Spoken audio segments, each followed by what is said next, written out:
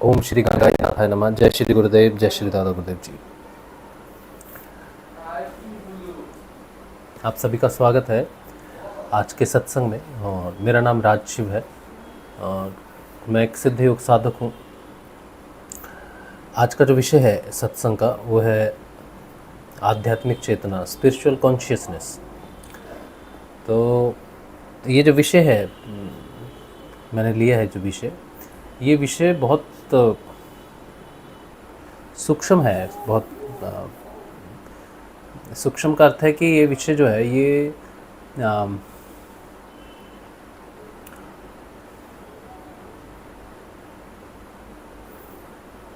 विषय जो है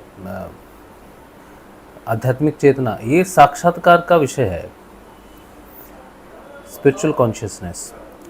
जनरली क्या होता है कि आप लोग साधना करते हैं, ध्यान करते हैं, और जब भी हम, जो भी लोग इस संसार में हैं, वो उन हर किसी की तो कॉन्शियस होती है, चेतना होती है।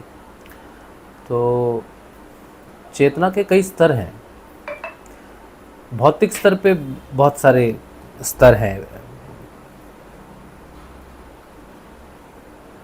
आध्यात्मिक चेतना के मल्टीपल लेवल्स हैं। क्योंकि इंडिविजुअल चेतना जो होती है, इंडिविजुअल कॉन्शियसनेस जो होती है, वो संसार में इसीलिए इंडिविजुअल कहलाती है, व्यक्तिगत कहलाती है, क्योंकि उसका स्तर अलग है।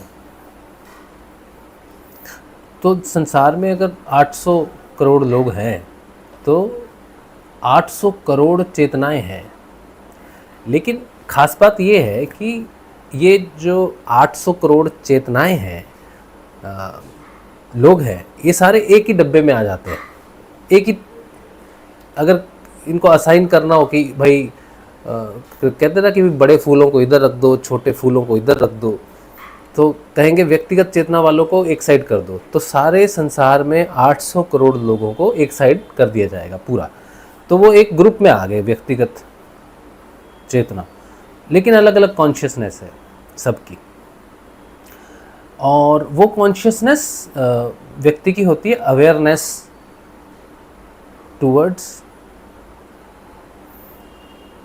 लाइफ,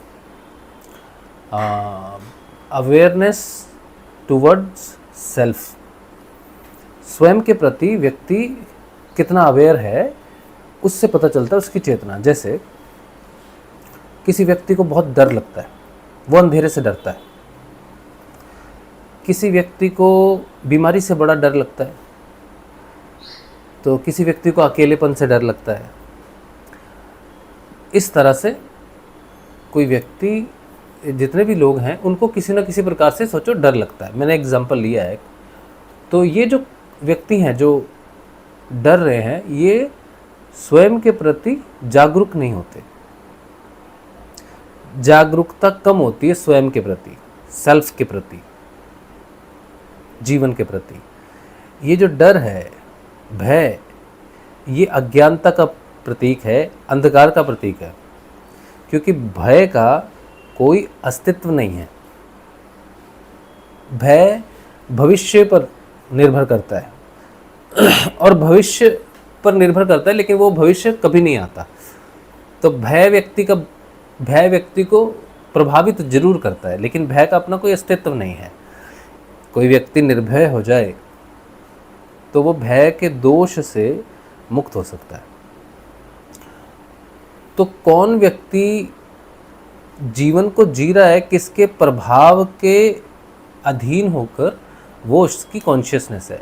और कोई भी कॉन्शियसनेस जब किसी न किसी प्रभाव के अधीन हो जाती है तो वो सेल्फ अवेयर खो देती है। और जितने लोग सेल्फ अवेयर को खो देते हैं, अपनी कॉन्शियस को खो देते हैं, जीवन की कॉन्शियस को खो देते हैं, स्वयं की कॉन्शियस को खो देते हैं, वो लोग मानसिक रोगी हो जाते हैं, मानसिक रूप से बीमार हो जाते हैं।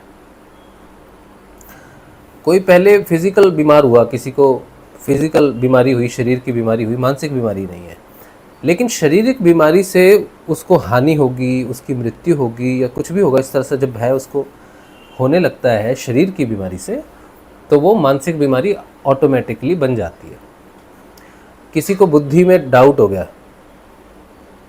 शक हो गया कि ये मेरा दोस्त नहीं है, बल्कि ये मेरे पीछे कुछ ऐसा कर रहा है जिससे मुझे धोखा देना चाहता है। दोस्त पर ही शक हो गया, डाउट हो गया। तो वो बुद्धि का जो शक था वो मानसिक बीमारी बन जाएगा। इसी तरह से मन में कोई इच्छा आई, जिसे हम राग और द्वेष के रूप में देखते हैं। राग का मतलब होता है कि मुझे यही चीज़ चाहिए, यही चीज़ चाहिए। द्वेष का मतलब है कि वो चीज़ नहीं मिली तो उसके कारण आपको क्रोध आ रहा है, या फिर ये चीज़ मुझे मिली क्यों नहीं, तो वो द्वेष। राग के कारण द्वेष का जन्म होता है। राग जब पूरा नहीं होता तो द्वेष का जन्म होता है। तो ये इच्छा पर निर्भर करता है।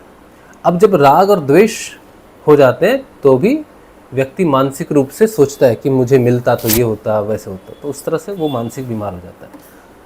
तो व्यक्ति मानसिक, इस संसार में सबसे ज़्यादा बीमार अगर ढूंढे जाएंगे तो वो मानसिक बीमार मिलेंगे। क्योंकि शरीर की बीमारी हो, शरीर की बीमारी हो, मन, ये तो वैसे मन की बीमारी मैंने बताई, जो राग और द्वेष है वो तो मन की बीमारी हो गई। और भी मन की बहुत सारी बीमारियां हैं। एक और बीमारी है जो मानसिक बीमारी में कन्वर्ट होती है, वो है भावात्मक चेतना। जैसे माता है, पिता है, इनको अपनी संतान की बड़ी चिंता रहती है भाव रूप से, क्योंकि हम भाव रूप से जुड़े हुए हैं। किसी से प्रेम करते हैं या फिर किसी से दुश्मनी ही कर लेते हैं, तो भाव रूप में जब हम ग्रस्त हो जाते हैं मोह से, तो मानसिक तनाव शिकार हो जाते हैं, मानसिक बीमारियां। तो मानसिक बीमारियां मन की बीमारियों से तो प्रकट होती ही हैं, लेकिन शरीर, प्राण और बुद्धि के कारण भी मानसिक बीमारियां पैदा होती है। तो ज़्यादातर लोग जो संसार में हैं वो मानसिक रोगी हैं। ठीक है। तो ये जितने भी लोग हैं संसार में जो किसी न किसी प्रकार से बीमार हैं, ये सेल्फ अवेयरनेस खो देते हैं, स्वयं की चेतना को खो देते हैं, क्योंकि ये निर्भर हो जाते हैं किसी दूसरे के ऊपर में। जहाँ व्यक्ति दूसरे पर निर्भर हो जाता है किसी भी कारण, वहाँ वो अपनी चेतना को खो देता है, स्वयं की चेतना को।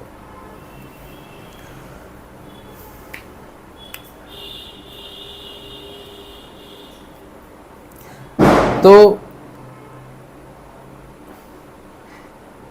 ये तो वो लोग हैं जो किसी न किसी कारण बीमार हैं। अब वो उन लोगों पर आते हैं जो व्यक्तिगत चेतना में है लेकिन बीमार नहीं है, हर प्रकार से स्वस्थ हैं।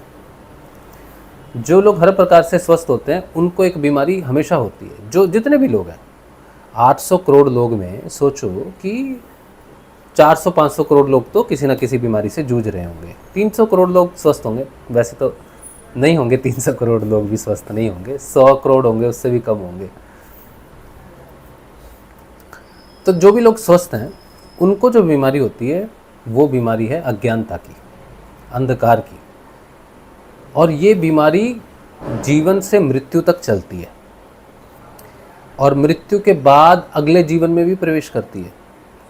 फिर वो व्यक्ति चाहे मनुष्य बने, पशु बने, पक्षी बने, चींटी बने, कौवा बने, बिल्ली बने, बंदर बने, कुछ भी बने, उसका वो जो अज्ञानता है, बीमारी है, वो कंटिन्यू रहती है। ये सदैव रहती है बीमारी, व्यक्तिगत चेतना के साथ जुड़ी हुई बीमारी है अज्ञानता। तो मनुष्य इस अज्ञानता में जीवन जीता है और बहुत सफलता भी प्राप्त करता है।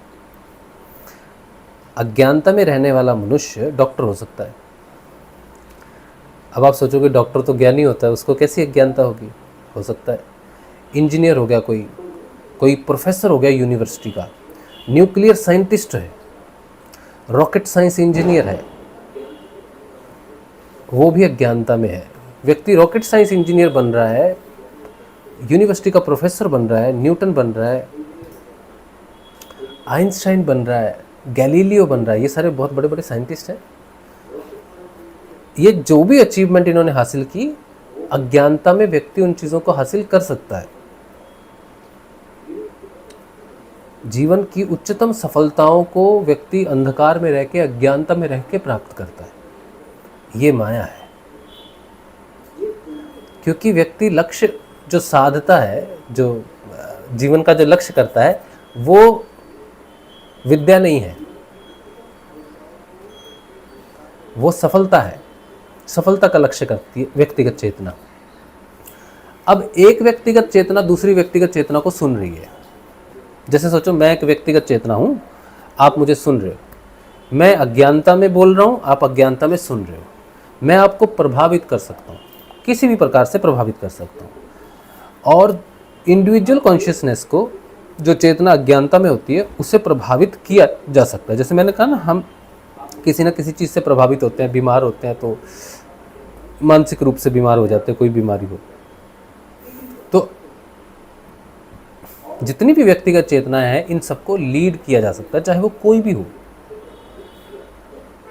मैंने जैसे कहा ना कि कोई कितना भी विद्वान है, पढ़ लिख के कुछ भी हासिल किया है, प्रोफेसर है यूनिवर्सिटी का, हाईएस्ट लेवल का, उसे भी लीड किया जा सकता है।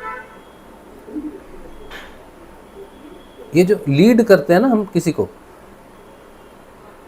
तो जिसको हम लीड कर रहे हैं वो अज्ञानता में है। जैसे गुरु और शिष्य, गुरु शिष्य को लीड करता है, यानी कि गुरु शिष्य का मार्गदर्शन करता है। शिष्य जाता है गुरु के पास कि गुरु जी मेरा मार्गदर्शन कर दो। अब वो शिष्य कोई भी हो सकता है, संसार का कोई भी व्यक्ति हो सकता है। कोई ये थोड़ी कहेगा मैं रॉकेट साइंस इंजीनियर हूँ, मैंने पढ़ाई लिखाई की है, मैं उतनी बड़ी यूनिवर्सिटी का प्रोफेसर हूँ, मुझे तुम क्या बताओगे, ऐसा नहीं बोल सकता वो गुरु के पास जाएगा तो ऐसे झुक जाएगा, नमस्कार करेगा, गुरु जी मार्गदर्शन करेगा ना, तो उसको मार्गदर्शन चाहिए। अष्टावक्र गीता भी इसी चीज़ को रिप्रेजेंट करती है। अष्टावक्र गीता में राजा जनक जो है, राजा जनक को, वो राजा है, और राजा जनक जो है कोई साधारण व्यक्तिगत चेतना नहीं है। साधारण व्यक्तिगत चेतना नहीं है राजा जनक ने बहुत कुछ किए हैं, यज्ञ किया है, नाम जप किया है, तपस्या की हुई है, माता सीता के पिता हैं, भगवान श्री राम के ससुर जी हैं। साधारण चेतना तो नहीं हो सकते। तो राजा जनक की जो स्थिति है वो बहुत ऊंची है साधकों में। लेकिन जब उन्होंने पढ़ा कि आध्यात्मिक ज्ञान उनको नहीं है, राजा हैं, बहुत कुछ जानते हैं, बहुत कुछ पढ़ा है, शास्त्रों का ज्ञान है, और भी चीज़ों का, योग का ज्ञान है, सबका ज्ञान है उनको, लेकिन आध्यात्मिक ज्ञान उनको नहीं है। तो उन्होंने ये स्वीकार कर लिया कि मैं एक व्यक्तिगत चेतना हूँ, आध्यात्मिक चेतना नहीं हूँ। तो अब आध्यात्मिक चेतना को पाने के लिए उन्होंने अपने राज्य के सभी विद्वानों को, पंडितों को, ब्राह्मणों को, गुरुओं को, आसपास जो भी जैसे भी था सबको बुला लिया और उन सब से कहा कि मुझे आध्यात्मिक चेतना चाहिए। जो भी मुझे आध्यात्मिक चेतना देगा हम उसका सम्मान करेंगे। लेकिन ये सोच लो कि आपने अगर कहा कि हम आपको आध्यात्मिक चेतना दे सकते हैं और आप नहीं दे सके तो फिर आपको दंड मिलेगा। तो आप सोच समझ कर बैठना, ये ज़रूरी भी है। अगर राजा ऐसा ना कहेगा तो सभी लोग आके ट्राई करेंगे, चलो हम ट्राई कर लेते हैं। लेकिन राजा अगर दंड का प्रावधान कर देता है तो उनको पता है कि भाई ट्राई नहीं कर सकते, ट्राई का कोई चांस नहीं है। तो अननेसेसरी, बिना वजह से टाइम खराब नहीं होगा। वही व्यक्ति आके उस चांदी के गद्दी पर बैठेगा, चांदी का सिंहासन जो उन्होंने बनाया उस पर बैठेगा, जो जानता होगा कि आध्यात्मिक चेतना क्या है और उस आध्यात्मिक चेतना को कैसे दिया जा सकता है। तो कोई नहीं आया। इतने बड़े बड़े गुरु हैं, इतने बड़े बड़े ऋषि हैं, कोई नहीं आया। तो राजा उदास भी हुआ कि भाई क्या है, तो बड़ी मुश्किल बात हो गई। तब 12 साल का एक लड़का आता है, तो द्वारपाल उसको रोक देता है, बोला कहाँ जा रहे हो तुम? बोले राजा ने सभा बुलाई है ना आध्यात्मिक ज्ञान के लिए, वहीं जा रहा हूँ मैं। तो बोले तुम क्या करोगे वहाँ जाके? तो बोले हम राजा को ज्ञान देंगे, आध्यात्मिक ज्ञान देंगे। तो द्वारपाल कहता है अच्छा तुम ज्ञान दोगे?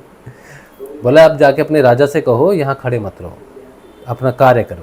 बोला चलो ठीक है। अच्छा, तो द्वारपाल जाता है जनक के पास, जनक से कहता है कि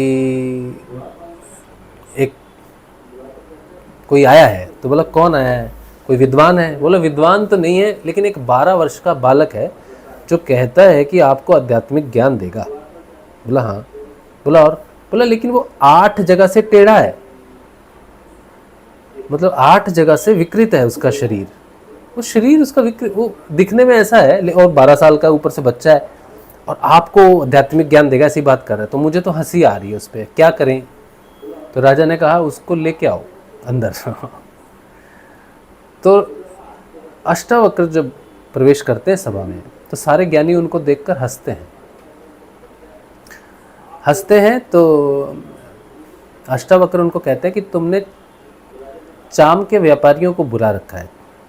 चमड़े के जो व्यापारी होते हैं, जो चमड़े को देखते हैं और उसका भाव तोल मोल करते हैं, तो इन्होंने मेरे शरीर को देखा और मेरे शरीर को देखकर हंस रहे हैं, भाव लगा रहे हैं, कौन है ये, क्या करेगा? तो ये व्यापारी हैं चाम के, ये ज्ञानी नहीं है राजा, ये तुझे कुछ नहीं दे सकते। तो बोला आप दे सकते हो?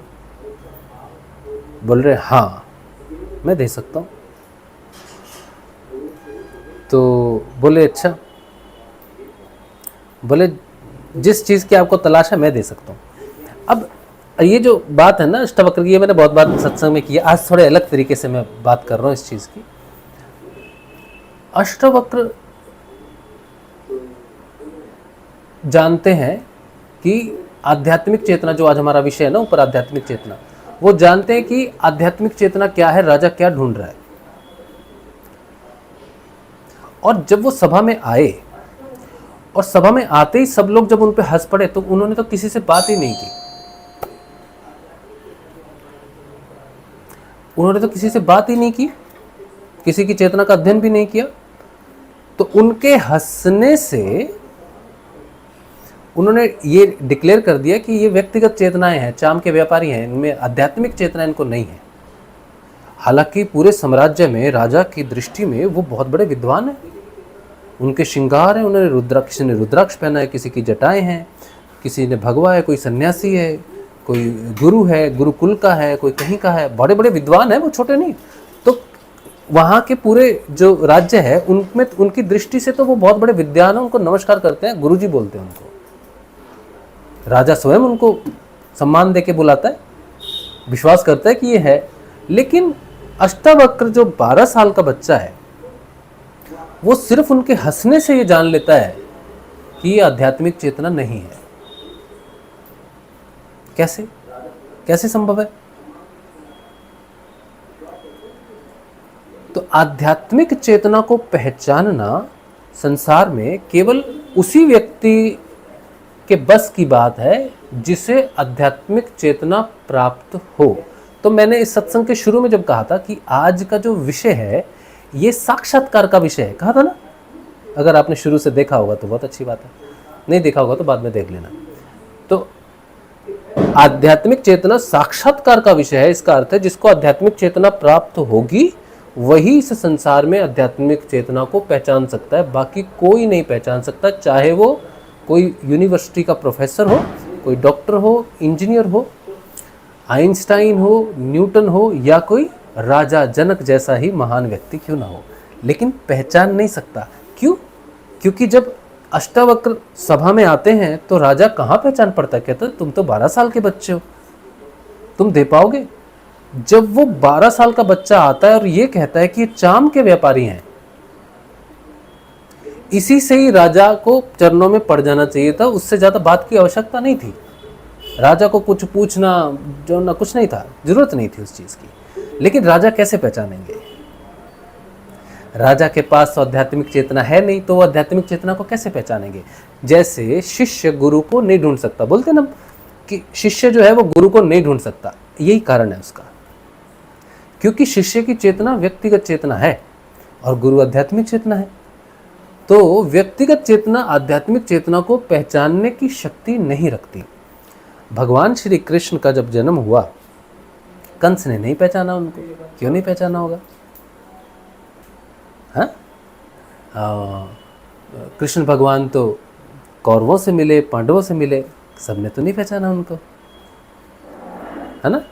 जिन्होंने, और ऐसा नहीं कि अर्जुन ने पहचान लिया, युधिष्ठिर ने पहचान लिया, नहीं, वो सरेंडर थे किसी प्रकार से कि ये जो भगवान श्री कृष्ण है, ये उनको या फिर शास्त्रों से या किसी चीज़ से ज्ञान था, लेकिन साक्षात्कार नहीं था भगवान श्री कृष्ण का कि ये भगवान कौन सी चेतना। उनको ये पता था कि हमसे आगे हैं, हमसे बढ़कर है किसी भी चीज़ में, इसलिए सम्मान में झुकते हैं, स्वीकार करते हैं कि उनकी चेतना, उनकी समझ, उनका बल, उनका पौरुष हमसे ज़्यादा है, इसीलिए सम्मान से झुकते हैं। बाकी लोग अहंकार से कहते हैं हम नहीं झुकेंगे, तुम जो भी हो।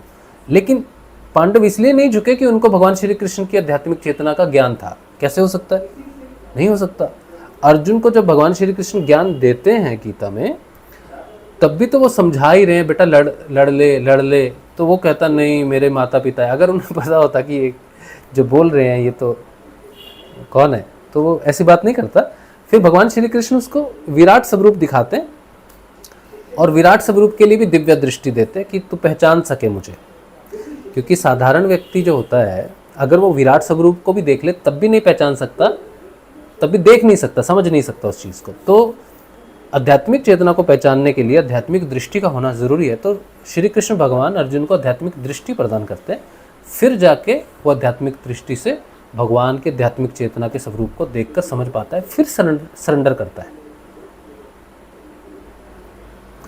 इसी तरह से गुरु को कोई नहीं पहचान सकते, बच्चे नहीं पहचान सकते, शिष्य नहीं पहचान सकते व्यक्तिगत चेतना से,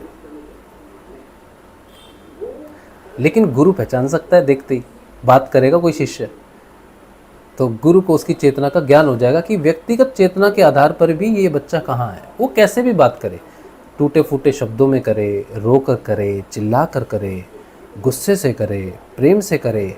कोई व्यक्ति है बड़ा प्रेम से बात कर रहा है, बड़ी अच्छी अच्छी बात कर रहा है, बड़ी प्रेम से बात कर रहा है, तो 10 लोग सुनते हैं कि हाँ बड़े प्रेम से बात हो रही है, बड़े प्रेम से समझाया जा रहा है, कितना अच्छा व्यक्ति है। लेकिन ज़रूरी नहीं है कि वो प्रेम से बात करने वाले की जो चेतना है वो स्तर की हो। वो सिर्फ अपनी गरिमा बना के रखना चाहता है। और कोई व्यक्ति हो सकता है कि वो बहुत ही डिसरिस्पेक्टफुल हो, बहुत ही कन्वर्सेशन में डिसरिस्पेक्टफुल हो। वो डिसरिस्पेक्टफुल भी क्यों है, उसका कोई कारण हो सकता है। 10 लोग आप बैठे हो क्लास में, टीचर आता है, एक स्टूडेंट को आके अच्छे से धुनाई करता है, शब्दों में उसको अपमान करता है या कुछ भी बोलता है। बाकी 10 लोग ये सोचते हैं यार क्या टीचर है, और सोचते हैं यार क्या ही स्टूडेंट है। तो स्टूडेंट को बड़ा अपमान फील होता है। लेकिन टीचर के हृदय में क्या है, वो क्यों सबके सामने बोल रहा है या क्यों अपने शब्दों को वाणों की तरह चला रहा है, ये सिर्फ टीचर जानता है। कि कहाँ पर आग लगानी ज़रूरी है और आग कैसे लगाई जाती है, ये टीचर को मालूम होता है। तो आध्यात्मिक चेतना में बहुत सारे ऐसे ऋषि आपको मिलेंगे हमारे सनातन धर्म में। आप देखोगे उनका व्यवहार अलग अलग है। कोई तो बहुत ही शांत है, लेकिन कोई बहुत उग्र है। उसको अगर नमस्कार भी नहीं करेंगे ना, एक ऋषि है ना, वो क्या नाम है, मुझे नाम भूल जाता है उनका, उनको अगर कोई सामने से आता हुआ राजा मिल जाए, राजा, साधारण व्यक्ति तो ठीक है चलो, लेकिन राजा सोचो आ रहा है सामने से और उसने उनको देख के प्रणाम नहीं किया, तो वो बोलेगा राजा इधर आ, कौन है तू। वस्त्र देख के पहचान लेंगे ना कि हाँ राजा है, मंत्री है, कौन है, तो उसको श्राप दे देंगे सिर्फ इसलिए कि उसने नमस्कार नहीं किया। तो लोग ये क्या कर रहे हो, क्यों कर रहे हो, हमने आपका क्या बिगाड़ा है। तो लोग कहेंगे इनके सामने भी मत जाना, ये ऋषि अच्छे नहीं हैं, ये बहुत क्रोध में रहते हैं। भृगु ऋषि एक है, भृगु ऋषि ने तो जाके नारायण के छाती पर पैर मार दिया निद्रा से जगाने के लिए कि तू यहाँ सो रहा है। तब भी भगवान श्री नारायण ने उठ के उनको नमस्कार किया कि कहीं आपके पैर को चोट तो नहीं लगी, क्योंकि मेरा हृदय तो वज्र का है, आपके चरण बड़े कोमल हैं, कहीं चोट तो नहीं लगी आपको। तो इस तरह से व्यवहार करते हैं भगवान। ऋषि बड़ा क्रोधित है, क्यों? क्योंकि भगवान श्री कृष्ण ऋषि की चेतना को जानते हैं।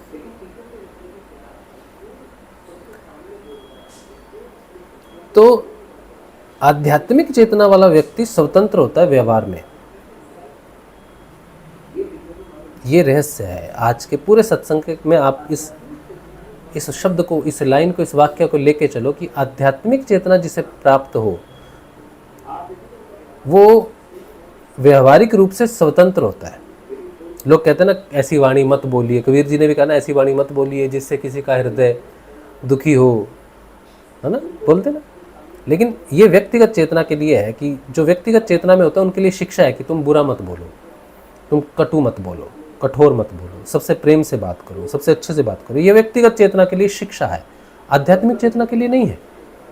आध्यात्मिक चेतना व्यवहार से मुक्त है क्योंकि व्यवहार बदलता है, लेकिन चरित्र एक बार हो जाए, स्थित हो जाए, तो फिर अपने अनुसार व्यवहार को मोड़ सकता है।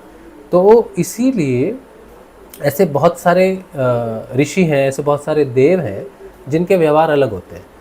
आप सूर्य देव की पूजा करो, हनुमान जी की पूजा करो, इनके अलग अलग विधान होते हैं पूजा करने के। शनिदेव का विधान अलग है। शनिदेव की पूजा में बहुत सावधानी बरतनी पड़ती है। एक बार की बात बताता हूँ, सच्ची घटना। हम अपनी वाइफ की बात बता रहे, जब वो छोटी थी, उतनी मतलब होगी क्लास 10 में होगी या 8 में होगी, कभी छोटी होगी, तो वो घर जा रही है, रास्ते में शनिदेव का मंदिर पड़ा, तो उन्होंने देखा नहीं, तो वो मंदिर का जो नींव होता है या कुछ होता है उसमें पैर लग गया उसका। वही बताती है हमको, तो हम तो उससे सुना, हमारी भी अपने भी अनुभव है हमारे। तो फिर उनको कष्ट हुआ थोड़ा, तो फिर माफ़ी मांगी होगी कि शनिदेव लग गया होगा पैर कहीं, माफ़ी मांगी तो फिर ठीक हो गई होगी इस तरह से। बचपन में मेरे साथ क्या हुआ कि अब देखो, वो तो शनिदेव, वो तो कोई भक्ति में त्रुटि नहीं हुई, कुछ भी नहीं हुई, बस अज्ञानता के कारण चली जा रही है। तो कहाँ जा रहे हो, सोच विचार कहाँ है। तो ये जो ग्रह मंडल है ना, ये हमारी चेतना को देखते रहते हैं, कैसे करते हैं, एनालाइज करते रहते हैं। बचपन में मैं क्लास 7 में था, क्लास 7 में था शायद, मैं 6 से 7 में था, और मुझे पतंग उड़ाने का बड़ा शौक़ था, मतलब पागल था मैं पतंग उड़ाने के लिए। तो रोज़ हमें 1 रुपया मिलता था, तो 65 पैसे की हम वो डोरी खरीदते थे, 35 पैसे का पतंग खरीदते थे, और रोज़ दोपहर को छत पर जाके स्कूल से आने के इमीडिएटली बाद, धूप है कितनी धूप है कोई फ़र्क नहीं पड़ता, बस पतंग उड़ानी है मेरे को, शाम तक पतंग उड़ानी है। तो अचानक मुझे दोपहर को ठीक 1-1:30 बजे के आसपास सिर दर्द होने लगा। वो इतना सिर दर्द होता था, तो मैं तो सोचता था मम्मी को सिर दर्द होता है तो चुन्नी बांध लेती है, मुझे बड़ा तेज सिर दर्द हो रहा है। ये है, देखा तुझे, ये एलोवेरा का पेड़ मंगाया था हमने इसमें 4 ये, लेकिन ये तो कुछ भी नहीं है, चलो लगा दो।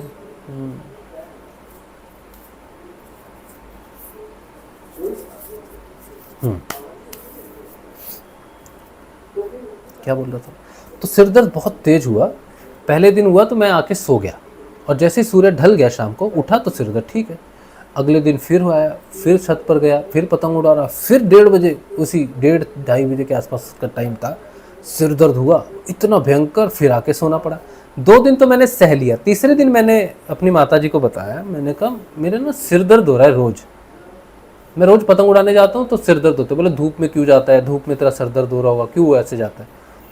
मैंने कहा नहीं, मेरे वैसे नहीं हो रहा, मेरे को तो ऐसा सिर दर्द होता है, सिर्फ फटने वाला होता है, और मैं अगर ना सोऊं आके तो वो सिर दर्द होता रहता है। तो उस समय एक महिला बैठी थी वहाँ पर, उस महिला ने सुना, उसने कहा अच्छा कितने बजे, दोपहर को होता है। मैंने कहा हाँ दोपहर को मतलब होता है, उसी टाइम पर ही होता है रोज़। बोले अच्छा सिर दर्द हो तो कभी भी हो सकता है, उसी टाइम पे क्यों होगा। तो उसने कहा बेटा तू कल से काम करना, एक लोटा ले लो इसका कांस्य का, और सूरज को सुबह सुबह उठ के जल देना, नमस्कार करना और माफ़ी मांगना कि सूर्य भगवान हमको माफ़ कर दो।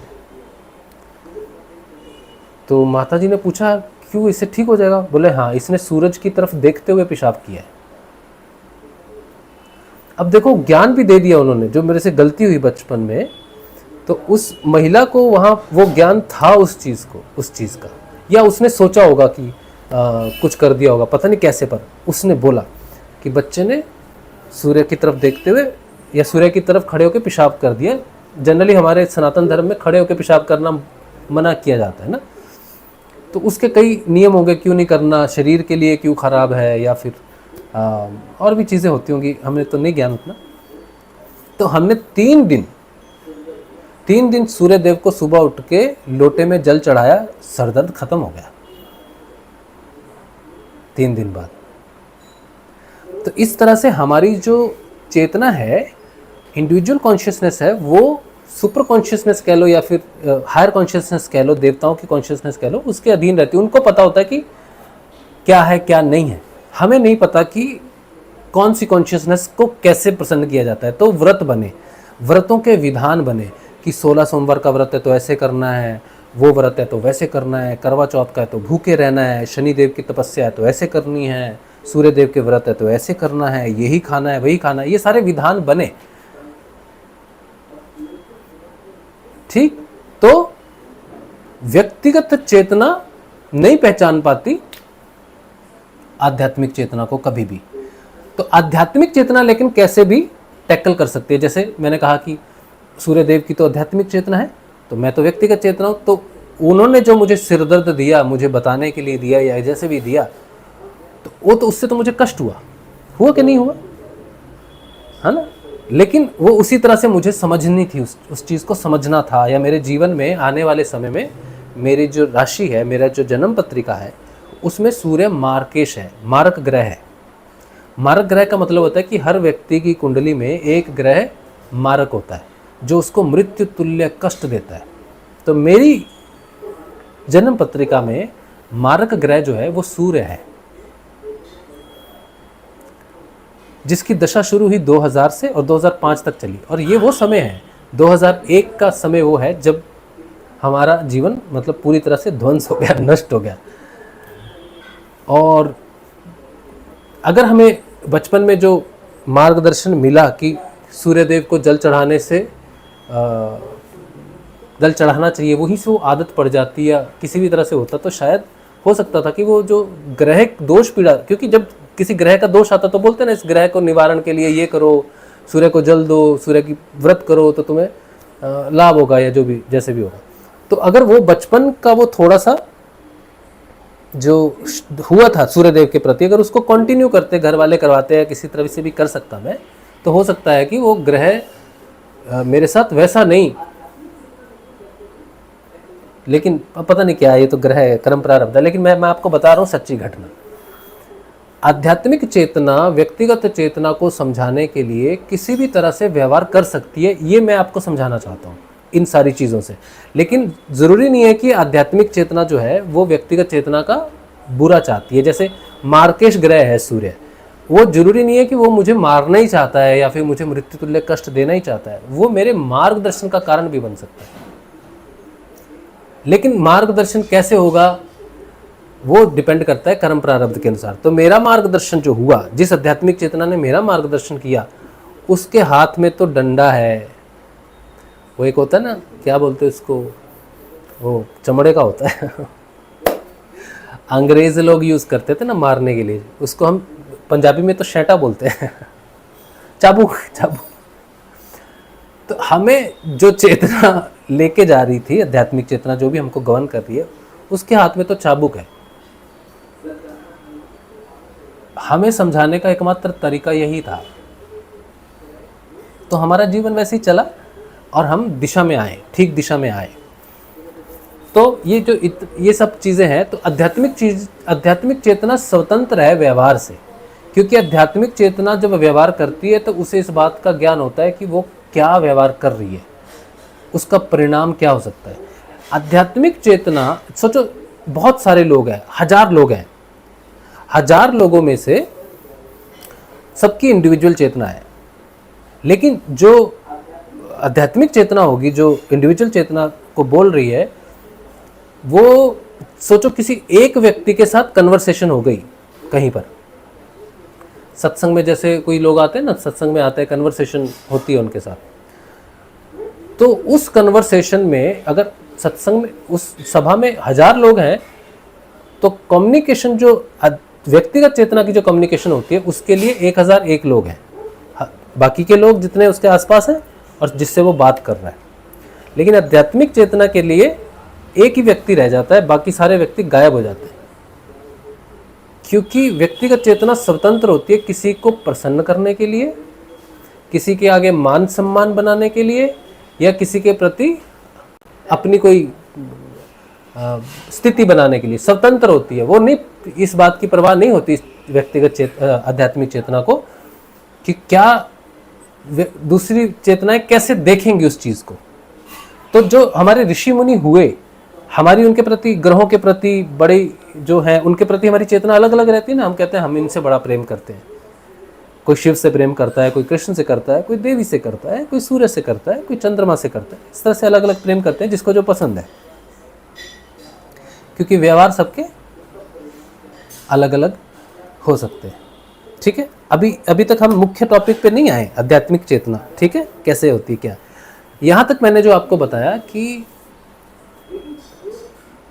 स्पिरिचुअल कॉन्शियसनेस अग्नि की तरह है,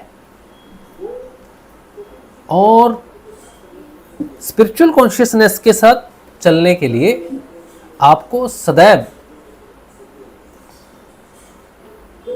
झुककर प्रणाम करके रहना पड़ेगा। झुककर प्रणाम करने की मतलब बात ये नहीं है कि उसको बस जी जी हजूरी करो, जी हजूरी करो, नहीं। स्पिरिचुअल कॉन्शियसनेस, आध्यात्मिक चेतना को सिर्फ और सिर्फ आंतरिक झुकाव चाहिए होता है, आंतरिक सम्मान चाहिए होता है। आप जब किसी गुरु के पास जाओगे ना, जैसे गुरुदेव, हमारे गुरुदेव हैं, तो गुरुदेव के पास कोई व्यक्ति आते थे और वो लंबा लेट के दंडवत प्रणाम करते थे, तब गुरुदेव कहते थे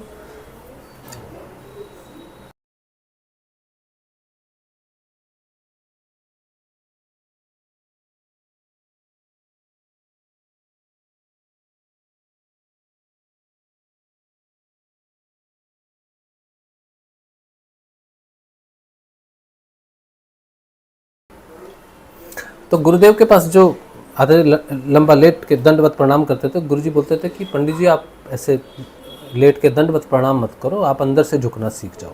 तो वो बुरा मान गए, कुछ दिन आए नहीं, 6-7 महीने आए नहीं कि गुरुजी ने मुझे ऐसा क्यों बोल दिया। गुरुजी कहते हैं कि जो मिलेगा अंदर से मिलेगा तुमको। तो व्यक्ति समझ नहीं पाता, साधक शिष्य समझ नहीं पाता कि गुरुजी क्या बोल रहे हैं। बहुत समय बाद समझ में आती है बात कि गुरुजी का कहने का मतलब क्या है, कि तुम्हारे अंदर जो सत्य है ना, तुम उस सत्य के सामने, उस सत्य को स्वीकृति में रहो। तुम सत्य को स्वीकार करोगे ना, तो तुम आगे बढ़ जाओगे। तो अंदर से झुकने का मतलब है कि स्वयं के प्रति सत्यव्रत रहना। बाहर से सच बोलना, जीवा से सच बोलना, इसका कोई मायने नहीं है। मायने है, लेकिन आध्यात्मिक चेतना की प्रोग्रेस के लिए आंतरिक सत्य होना बहुत जरूरी है। तो गुरुदेव आध्यात्मिक चेतना है। गुरुदेव के पास कुछ लोग जाते थे तो कहते थे गुरुजी हमें एक सिद्धि प्राप्त हो गई है। सिद्धि, गुरुजी का नाम जपते जपते ध्यान करते करते सिद्धि हो जाती थी। किसी किसी को हो जाती है, कोई कुछ। तो बड़े उत्साह से जाते थे और गुरुजी बोलते थे अच्छा ठीक है चलो आगे नाम जप करो चलो। गुरुजी बिल्कुल भी उसको क्या कहते हैं कि अच्छा ये नहीं, ऐसे नहीं ट्रीट करते। अच्छा वाह तुम्हें सिद्धि होगी, बहुत अच्छी बात है बेटा, बहुत वाह क्या बात है, बैठो। लोगों को लगता कि मुझे सिद्धि होगी तो गुरुदेव बड़ा सम्मान देंगे। गुरुदेव कहते हैं अच्छा चलो ठीक है जाओ आगे चलो।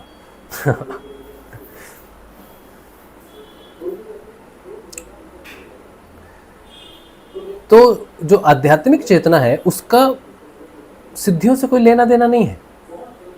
गुरुदेव की साधना करते हुए भी कुछ साधक ऐसे हो सकते हैं जिनको सिद्धियां मिल जाए, लेकिन आध्यात्मिक चेतना ना मिले, ऐसा होता है। आध्यात्मिक चेतना सरल, साधारण और अग्नि की तरह होती है। ना तो कोई उसके पास रह सकता है, करीब रह सकता है, ठीक है, और उससे दूर जाएगा तो अंधकार में चला जाएगा। सोचो रात को आपने या कहीं भी अग्नि है, अग्नि कहाँ है, जहाँ पर आपको या तो गर्मी चाहिए या आपको प्रकाश चाहिए, तो अग्नि वहीं आती। तो अगर आप सोचोगे ये तो अग्नि है, प्रकाश है, शुद्ध है, आप उसमें घुस जाओगे, उसके बहुत पास जाओगे तो जलोगे, है ना, जलोगे। और अगर उससे दूर जाओगे तो गर्मी भी नहीं, उसकी गर्माहट भी नहीं मिलेगी और अंधकार भी होता जाएगा जितना दूर उससे जाते जाएंगे। तो आध्यात्मिक चेतना इसी तरह से होती है कि आपको एक दूरी मेंटेन करनी पड़ती है, ठीक है। अभी जो भी मैंने अभी तक बोला है वो ये बताया है आपको कि आध्यात्मिक चेतना व्यक्तिगत चेतना को जानती है। कौन किस स्तर पर है ये पता चल जाता है। आध्यात्मिक अभी जैसे व्यक्तिगत चेतना के अलग अलग स्तर होते हैं, वैसे आध्यात्मिक चेतना के भी अलग अलग स्तर होते हैं। ठीक है, जैसे राजा जब अष्टावक्र राजा की सभा में आते तो सिर्फ उनकी हंसी से पहचान लेते हैं, शब्द कोई भी नहीं है। और भी उनकी चेतना होगी कि उन्होंने सिर्फ व्यक्ति को देखा, सिर्फ व्यक्ति को देखा और पता चल गया कि ये क्या व्यक्ति है, मतलब कोई शब्द भी नहीं है, कोई व्यवहार भी नहीं है, कुछ भी नहीं है, फिर भी पता है कि व्यक्तिगत चेतना का स्तर क्या है। ऐसे ये भी चेतना का लेवल है। तो आध्यात्मिक चेतना का जो प्रचार प्रसार होता है या शुरुआत होती है जहां से व्यक्ति आध्यात्मिक कहलाता है, वो है जहां से शुरू होती है आध्यात्मिक चेतना। वो कौन है? वो ये आप पीछे देख रहे हो ना, चित्र देख रहे हो, हृदय। ये वो हृदय नहीं है जो हमारी ध्वनियों में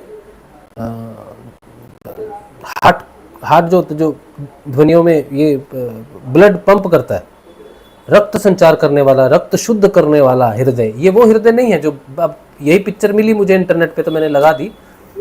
लेकिन आध्यात्मिक चेतना की शुरुआत होती है यमपुरी के बाद। यमपुरी से पहले कोई आध्यात्मिक चेतना नहीं है। कोई शास्त्रवत ज्ञान किसी को हो सकता है, कोई पंडित हो सकता है, कोई बड़ा प्रकांड पंडित हो सकता है, ऐसे होते हैं। ठीक है, ज्ञानी होते हैं, बहुत सारे सिद्धियों वाले होते हैं, शक्तियों वाले होते हैं, देवों को सिद्ध किया है, शक्तियों को सिद्ध किया है, बहुत चीज़ सिद्ध की हुई है उन्होंने। लेकिन आध्यात्मिक चेतना नहीं है। आध्यात्मिक चेतना यमपुरी के बाद हृदय प्रदेश में, हृदय प्रदेश में वो वास करता है, उसे बोलते हैं आत्मा। और उसी को भगवान श्री कृष्ण के रूप में दर्शाया जाता है कि हमारी आत्मा श्री कृष्ण है। कृष्ण भगवान ने गीता में कहा ना कि मैं सभी भूत प्राणियों के हृदय में निवास करता हूँ, है ना, तो वो आत्मा है। जो व्यक्ति यमपुरी को पार करके हृदय द्वार में प्रवेश कर जाता है, वही प्रवेश करता है आध्यात्मिक साम्राज्य में।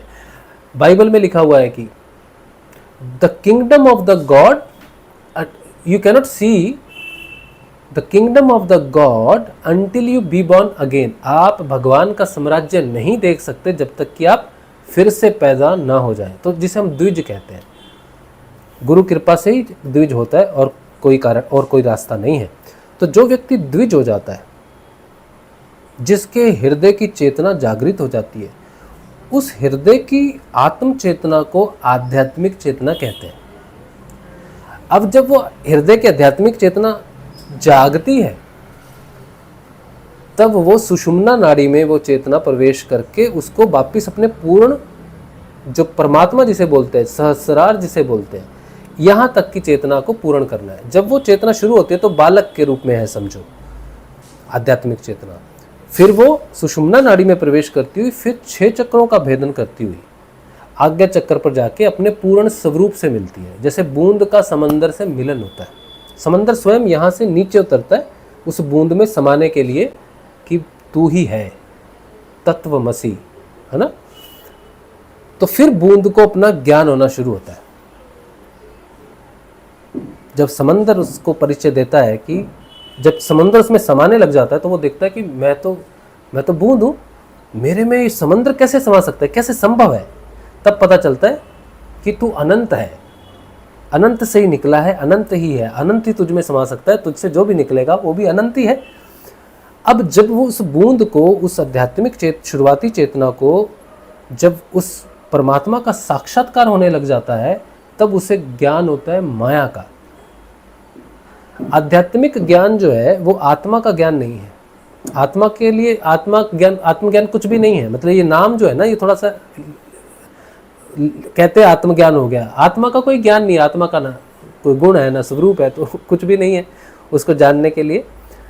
आत्मा के प्रकाश से माया पर जब वो प्रकाश पड़ता है तो माया का ज्ञान होने लग जाता है। जो जीवन अंधकार में चलता था, जो डिग्रियां, जो उपाधियां, जो कुछ भी बड़ी बड़ी उपाधियां हमने हासिल की हैं, डॉक्टर बन गए हम, या फिर हम आइंस्टाइन बन गए, या फिर हम बहुत बड़े प्रोफेसर बन गए हैं, वो सब हमने अंधकार में प्राप्त किया है बुद्धि से। लेकिन जब आत्मा का प्रकाश उसमें पड़ने लगता है तब जाकर उसमें प्रकाश होने लगता है तब जागती है स्वयं के प्रति अवेयरनेस। जो हमने सत्संग के शुरू में कहा था ना कि हम लोग व्यक्तिगत चेतना अंधकार में रहती है, सेल्फ अवेयर नहीं रहती, जिसके कारण वो बीमार होती है। तो वो आत्मा का प्रकाश जब सत्य स्वरूप जिसे कहते हैं, सत्य जब माया पर पड़ने लगता है तो माया का रहस्य खुलने लगता है। अरे ये तो कुछ भी नहीं है, ये तो बदलता रहता है।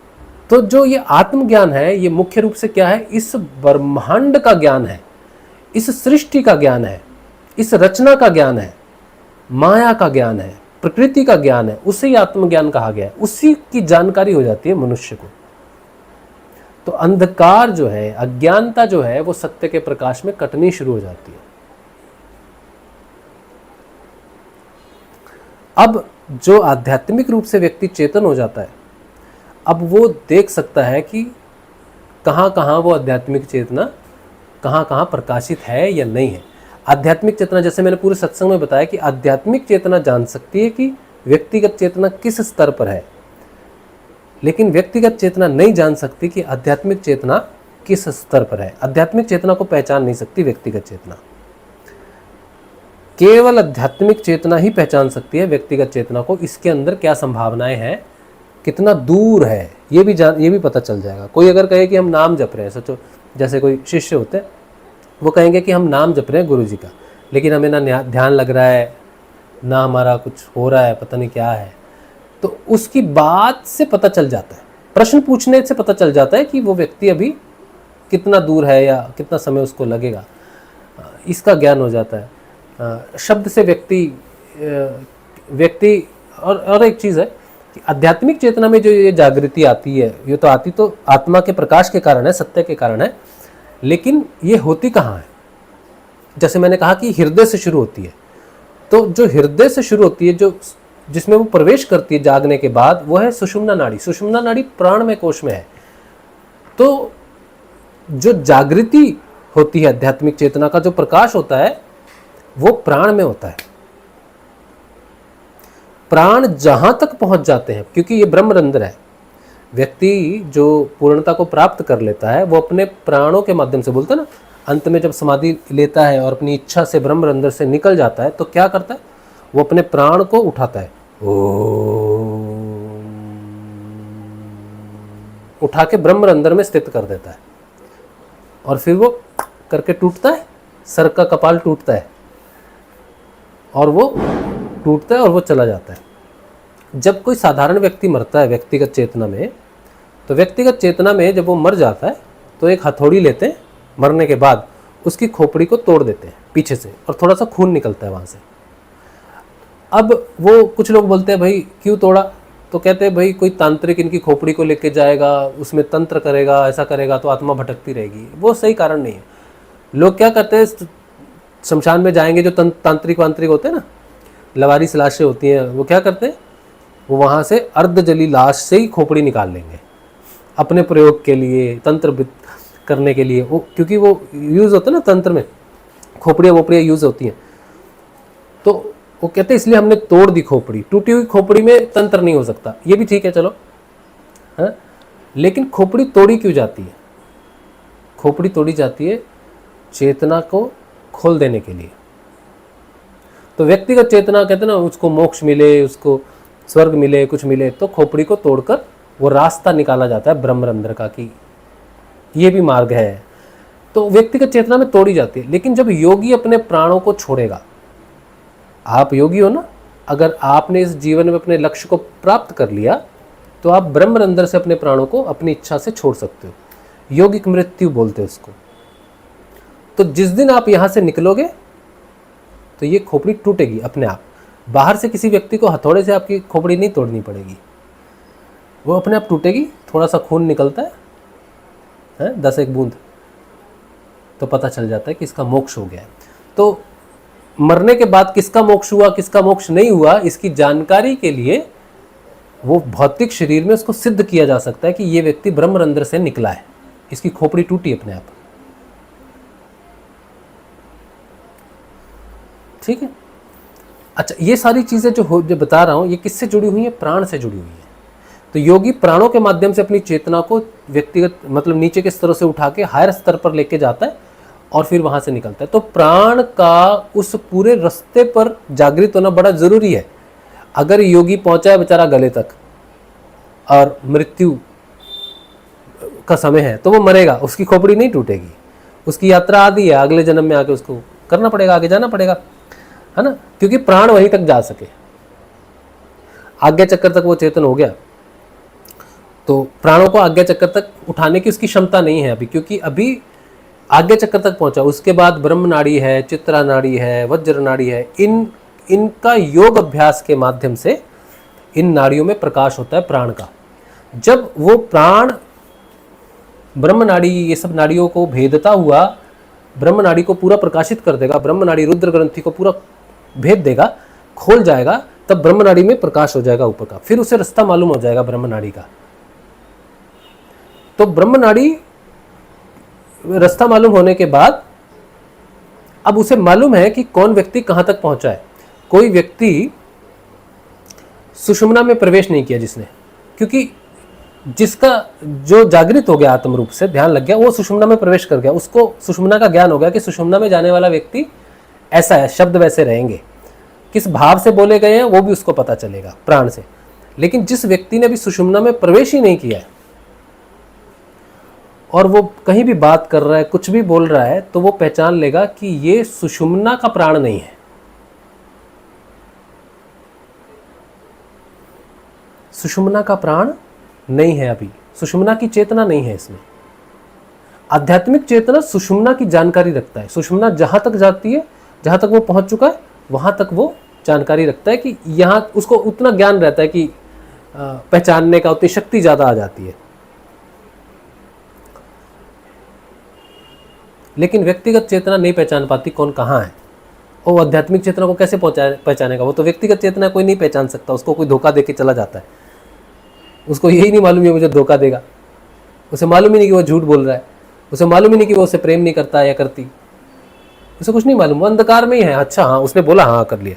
लेकिन आध्यात्मिक चेतना वाले को कोई धोखा नहीं दे सकता, क्योंकि वो चेतना को जानता है। और ये आध्यात्मिक चेतना केवल उसी व्यक्ति को मिलती है जो आत्म रूप से चेतन हो, इसीलिए आध्यात्मिक चेतना कहलाती है। आध्यात्म शुरू ही हृदय से होता है।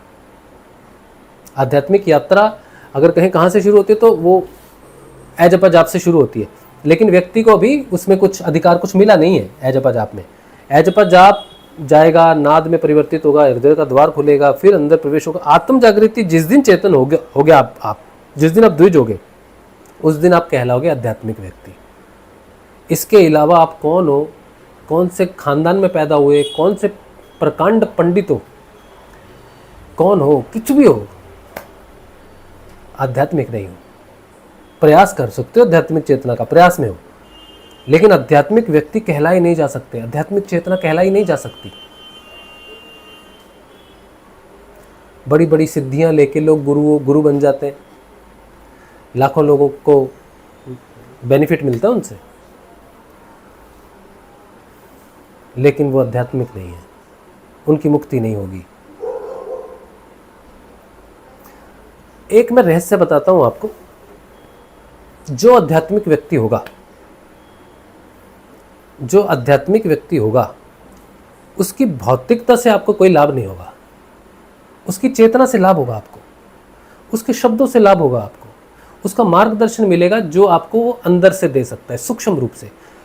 आध्यात्मिक व्यक्ति का बेनिफिट सिर्फ आप अंदर से उठा सकते हो, अपने अंदर से, लेकिन बाहर से उसका तुमको कोई बेनिफिट नहीं होगा, नुकसान ही हो सकता है उल्टा।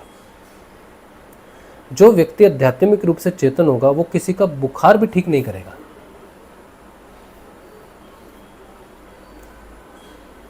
उल्टा बीमार हो जाएगा। किसी का बीमारी ठीक भी करेगा, वो खुद बीमार हो जाएगा, नहीं करेगा, किसी की बीमारी ठीक नहीं करेगा, किसी को कुछ नहीं लाभ देगा। लेकिन ये बात अलग है कि उस आध्यात्मिक व्यक्ति के शरीर की जो तरंगे होती है वो बड़ी सकारात्मक होती है। तो उसके शरीर के समीप आने से लोगों को, जैसे अग्नि के पास आने से आपको ऊष्म ऊर्जा मिलती है, गर्माहट मिलती है, प्रकाश मिलता है, इस तरह से लाभ जरूर होते हैं। लेकिन वो व्यक्ति जानबूझ के नहीं कर सकता कुछ भी क्यों नहीं करता आध्यात्मिक व्यक्ति कभी किसी का भला? जो साधु संत होते हैं उनकी यात्रा वहीं खत्म हो जाती है जहां उनके हृदय में दया आती है। साधु का नाश कर देती है दया। एक कहानी वो चलती है ना आजकल इंटरनेट पे, कौन से बाबा जी हैं वो सुनाते हैं, बोलते हैं कि कभी बिल्ली नहीं पालना, है ना, बिल्ली नहीं पालना। तो दया आती है, बिल्ली पालते हैं, दूध, फिर दूध की ज़रूरत है, गाय पालते हैं, फिर और ज़रूरतें पड़ती रहती है, फिर शादी हो जाती है, पता नहीं क्या क्या हो जाता है। तो साधु जहां दया करता है वहां खत्म हो जाती है उसकी साधना। जहां आध्यात्मिक व्यक्ति किसी की मदद के लिए चल पड़ता है वहां खत्म हो जाता है। वही आध्यात्मिक व्यक्ति, वैसे तो किसी की, आध्यात्मिक व्यक्ति को मालूम है कि किसी की मदद नहीं करनी है तुमको। क्यों नहीं करता आध्यात्मिक व्यक्ति मदद? क्योंकि उसे पता है कि संभावना जागने की अंदर है उसकी जो समस्या है कुछ भी है, वही उसकी संभावना है जागने की। चाहे वो शरीर से बीमार है, मन से बीमार है, प्राण से बीमार है, बुद्धि से बीमार है, जैसे भी बीमार है, उसकी संभावना जागने की अंदर से है। बाहर से उसके कष्टों का निवारण नहीं करना चाहिए, बल्कि उसे ऐसा रास्ता देना चाहिए जिससे वो जागृत हो जाए। तो आध्यात्मिक चेतना दूसरी चेतना को जागृत करने के लिए पूरा प्रयास करेगी, लेकिन बाहर से किसी प्रकार का कोई प्रयास नहीं करेगी। व्यक्तिगत चेतना ही व्यक्तिगत चेतना की सहायता करती है बाहर से। ये पहचान है। जितने ये संत बैठते हैं ना, जो सिद्धियां लेके बैठे हैं, कोई आ रहा है, जैसे पर्चा निकलता है, पर्ची निकालते हैं, तो कैसे हो रहा है वो सब कुछ? वो एक देव की दर्शन से हो रहा है, मदद से हो रहा है, बाहर से हो रहा है। लेकिन यहाँ आत्म जागृति की कोई संभावना नहीं है। समस्याओं का समाधान हो जाएगा आपका, आत्म जागृति नहीं होगी। आत्म जागृति वाले गुरु के पास जाओगे, वो कहेगा भाई जो है तुम्हारे अंदर है, नाम जपोगे। जैसे गुरुजी हमारे कहते हैं, तो लोग जाते हैं बड़े बीमार होके जाते हैं, तो गुरुजी कहते हैं देख बेटा नाम जप ले। नाम जप लेगा, ध्यान कर लेगा, हाँ, लेकिन अपनी शक्तियों का, अपनी सिद्धियों का गुरुदेव ने कभी इस तरह से नहीं किया कि गुरुदेव अपनी सिद्धियों से किसी को ठीक कर रहे, लोगों की लाइन लगी है, झुरमुट लगा है। गुरुदेव को गायत्री की सिद्धि थी, गुरुदेव को कृष्ण की सिद्धि थी, तो वो अपनी उन सिद्धियों का प्रयोग कर सकते थे, जैसे पता नहीं कैसे कैसे कर सकते होंगे, लेकिन गुरुदेव ने कभी नहीं किया। गुरुदेव ने कहा तुम आओ, मंत्र जपो, ध्यान करो। नहीं करोगे तो कुछ नहीं होगा। बाहर से तुमको कोई उम्मीद नहीं करनी चाहिए। गुरुजी ने बोला जो मिलेगा अंदर से मिलेगा, बाहर से किसी से कोई उम्मीद नहीं करनी चाहिए। ये है आध्यात्मिक चेतना की पहचान। तुम रो, गाओ, चिल्लाओ, माथा पटको, लेकिन वो एक ही चीज़ जानता है कि इस काम के लिए नहीं है अध्यात्म। तो गुरुजी ने एक जगह कहा भी, मैं तुम्हारे रोग ठीक करने नहीं आया, मैं तुम्हें मुक्त करने आया हूँ, मोक्ष देने आया हूँ। ये आध्यात्मिक चेतना की पहचान। बाहर से कुछ नहीं देता वो,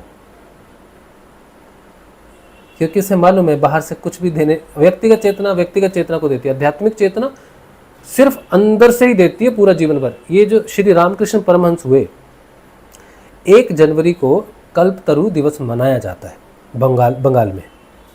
उस दिन ठाकुर श्री रामलाल जी, श्री रामकृष्ण परमहंस, उस दिन वो एक कल्पतरु हो गए थे। कल्पतरु का मतलब है कि उनको जो छुएगा और जो मांगेगा उनको वो मिल जाएगा।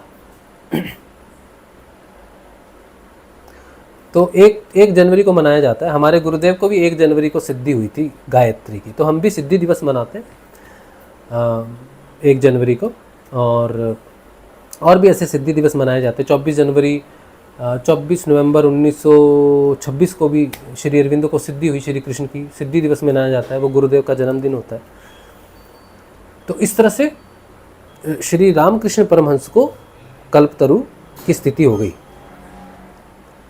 तो जब वो स्थिति से बाहर आए तो उन्होंने क्या कहा कि मैं यहाँ देने के लिए बैठा था आध्यात्मिक ज्ञान, लेकिन किसी ने नहीं लिया। तो उनके शरीर की जो दिव्यता थी उससे लोगों को भौतिकता का लाभ हुआ। किसी ने बोला होगा मेरा बेटा हो जाए, किसी ने बोला होगा ये हो जाए, वो हो जाए, घर बन जाए, ये कर जाए, तो सबको तो वो लाभ होगा क्योंकि वो उस समय प्रकाशमान है। लेकिन वो कहे कि किसी ने भी आध्यात्मिक चेतना नहीं मांगी, आत्म जागृति किसी ने नहीं मांगी।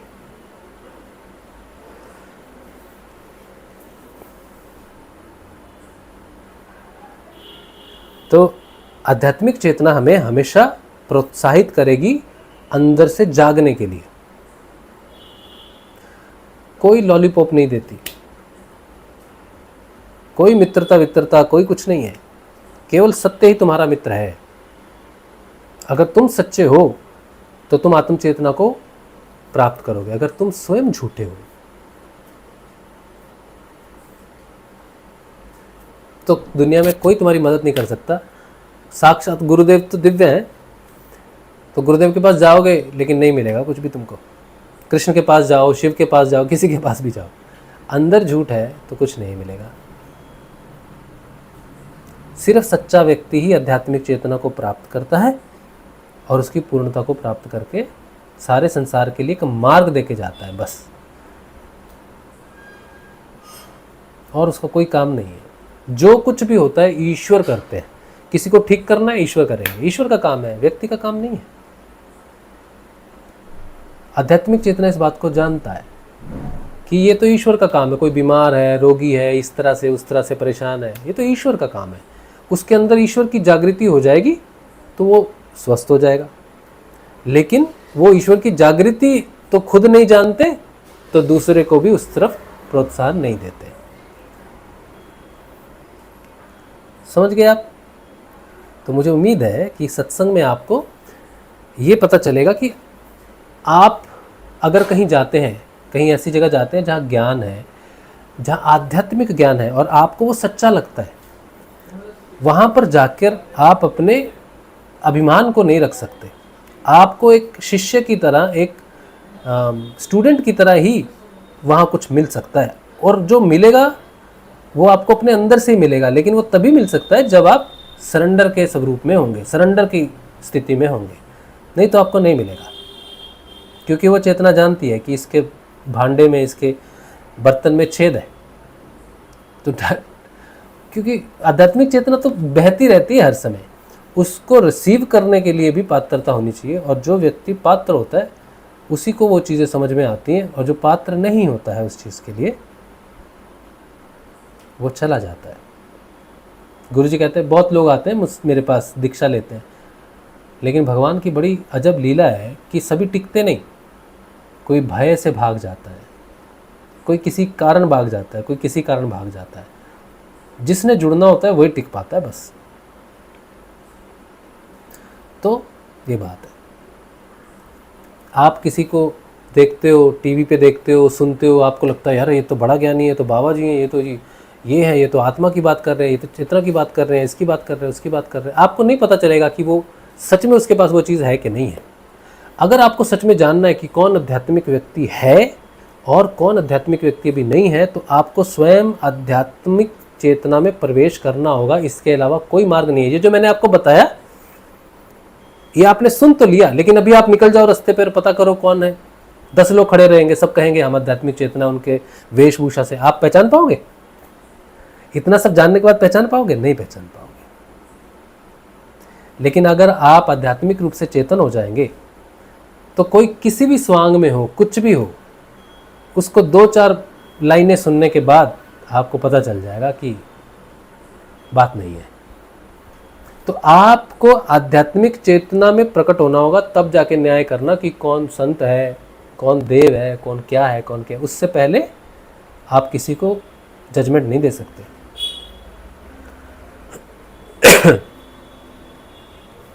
ठीक है, चलो यही मैं कहना चाहता था आज की इस सत्संग में, कि आप अगर अध्यात्म का ज्ञान पाना चाहते हैं तो गुरुदेव श्री रामलाल जी स्याग की शरण में आइए।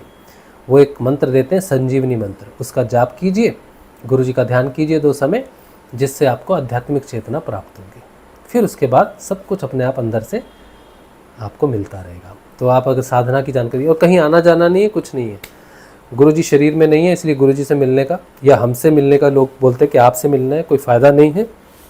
नाम है एक संजीवनी मंत्र, उसे जपो, जपोगे तो लाभ होगा, नहीं जपोगे तो नहीं होगा। गुरु ने जैसा बताया वैसे जपना पड़ेगा। जपा जा रहा है, नहीं जपा जा रहा है, कोई बात नहीं, प्रयास करो, प्रयास में ही सफलता है। लेकिन विधियों को बदलने की कोशिश नहीं करना। तो गुरुजी कहते हैं बुद्धि नहीं लगाना ज़्यादा, जैसे कहा वैसे ही जपना। तो गुरुजी का जो है ये जो वीडियो चल रहा है, इसकी डिस्क्रिप्शन में मैंने लिंक दिया नीचे, satyavan.org एक वेबसाइट है हमारी, उस पर जाके आप जाओगे तो उस पेज पे जो भी जानकारी दी हुई है उसमें गुरु दीक्षा भी है, निःशुल्क है सब कुछ, ठीक है। और कहीं आना जाना नहीं, किसी चीज़ का कोई परिवर्तन नहीं है, खाने पीने का, ब्रह्मचर्य का कुछ नहीं है, सिर्फ नाम जपना है तुमको जैसे गुरु ने बताया, और 2 समय गुरु जी का 15 मिनट के लिए ध्यान करना है। उसी से ही तुम आत्म चेतना को प्राप्त करोगे और जीते जी मोक्ष तक की यात्रा कर लोगे। तुम पात्र हुए, अगर पात्र हुए तो अभी काम, अभी से तुम आत्म चेतना को प्राप्त करोगे। अगर पात्र नहीं हुए तो गुरु जी के मंत्र जप से पात्र हो जाओगे। हमारा ध्यान लगा 5 वर्षों बाद, हम गुरुदेव से कभी नहीं मिले। जैसे इंटरनेट से आपको सूचना मिल रही है उनके बारे में, वैसे ही हमें मिली।